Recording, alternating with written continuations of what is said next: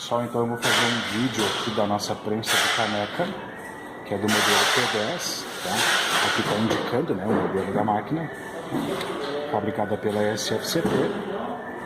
Então olha só, eu já estou com a máquina ligada, já estou com ela na temperatura correta, tá? Mas só para mostrar aqui, ó. Então a gente tem o botão liga e desliga, né?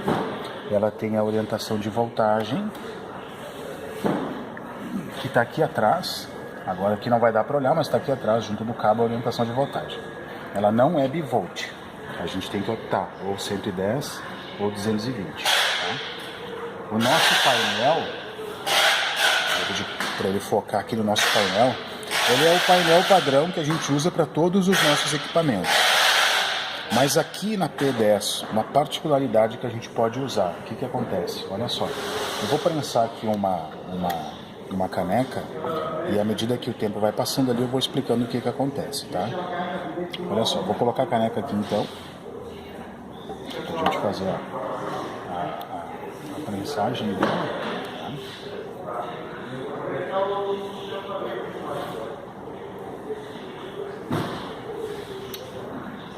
Deixa eu só arrumar aqui,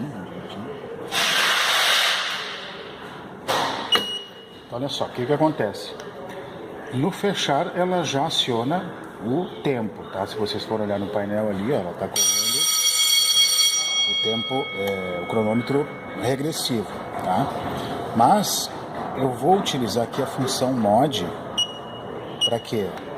Eu vou deixar num processo aqui que é scan, tá? Esse scan, ele está lendo temperatura, tá? Todas as máquinas, quando a gente coloca o material, ela vai perder um pouco de caloria. Tanto que estava lá em 200 graus, agora está em 178, 160 graus ali, ó, já diminuiu, tá?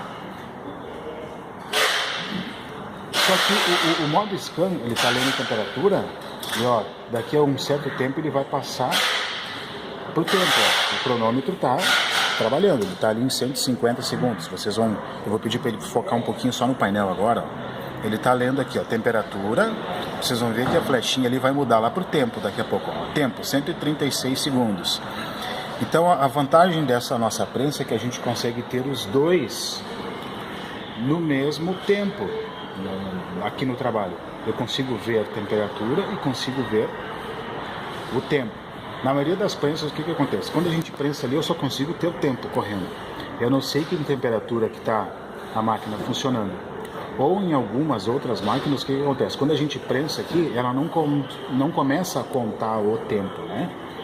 Ela fica na temperatura até atingir X graus, aquele que a gente terminar, para depois começar a trabalhar.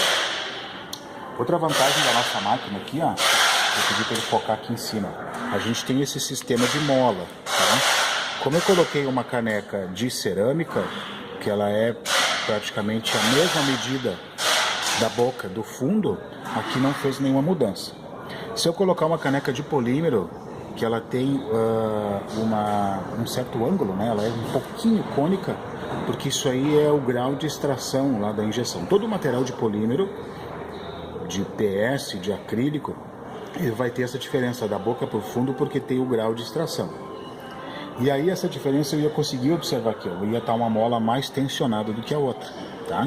Aqui a gente tem o nosso regulador de pressão, né, para dar mais pressão ou menos pressão. E aí eu tenho esses outros dois parafusos aqui que eu consigo, no fechar a prensa total, para trabalhar principalmente com o squeeze, que ele tem um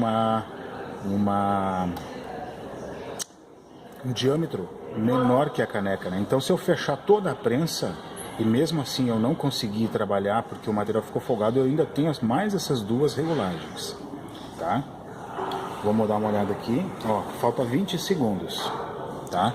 Para terminar o processo. Vamos focar só no painel agora aqui, ó. Vamos ver o que vai acontecer. Só para completar aqui, ó. A máquina avisou que o material está pronto, tá?